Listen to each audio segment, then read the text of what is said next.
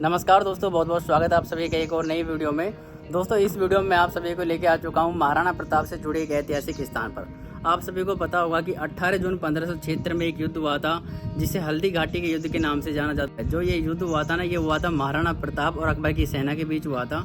तो अभी फ़िलहाल मैं आके पहुंचा हूं हल्दी घाटी में जहां पर युद्ध हुआ था। तो इस वीडियो में आप सभी को वो जगह दिखाने वाला हूं जहां पर हल्दी घाटी का युद्ध हुआ था। दोस्तों अभी मैं जिस जगह पर खड़ा हुआ हूँ ना, यहाँ से शुरू हो जाता है हल्दी घाटी का दर्रा। सामने देखो यहाँ पर बोर्ड भी लगा हुआ है, हल्दी घाटी दर्रा प्रारंभ। तो यहाँ से ना हल्दी घाटी का दर्रा प्रारंभ हो जाता है और सामने आपको जो पहाड़ी दिखाई दे रही है ना, वहाँ पर वो दर्रा है। मैं आप सभी को जूम करके दिखाता हूँ। तो अभी हम चल रहे हैं हल्दी घाटी के दर्रे की ओर।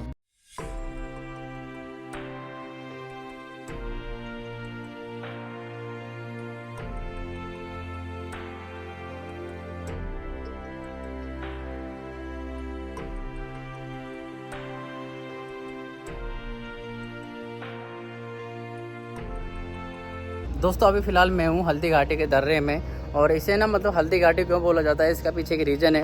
क्योंकि यहाँ की जो मिट्टी है ना, वो हल्दी जैसी पीली है और घाटी उसे बोला जाता है, मतलब दो पहाड़ों के बीच का दबा हुआ भाग होता है ना, तो उसे ना घाटी बोला जाता है।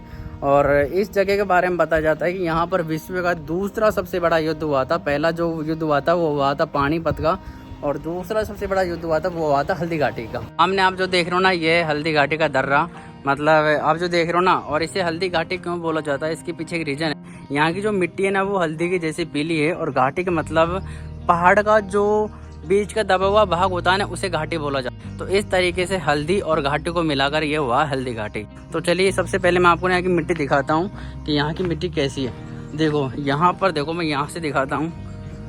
देखो यहाँ अभी एक जगह पर मैं हूँ, और यहाँ पर देखो इसकी जो मिट्टी है ना, इसका जो कलर है वो ऐसा जैसे कि हल्दी के जैसा। इस वजह से ना इस हल्दी घाटी के नाम से जाना जाता है। और बहुत ही पवित्र मिट्टी, बलिदान की मिट्टी है, देख सकते हो आप यहाँ पर। और लोग बाग ना इस मिट्टी को मतलब घर पे ले जाते हैं और बहुत ही पवित्र इस मिट्टी को माना जाता है।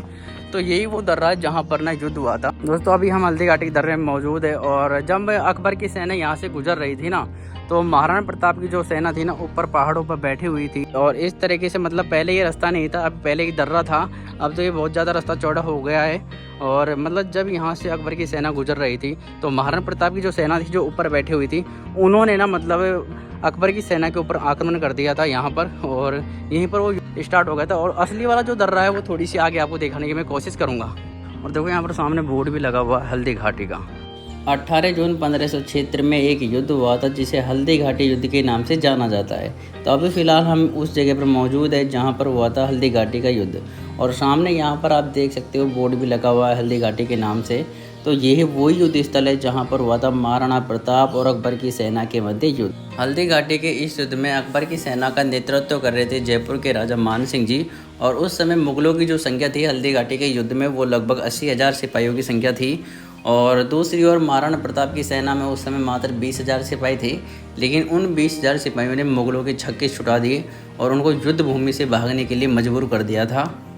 दोस्तों ये वही जगह जहाँ पर महाराणा प्रताप और अकबर की सेना के मध्य हुआ था हल्दी घाटी का युद्ध। तो ये वही जगह है, और यहीं पर महाराणा प्रताप जी ने 4 से 5 घंटों में 500 से 600 वर्षों का इतिहास रच दिया था।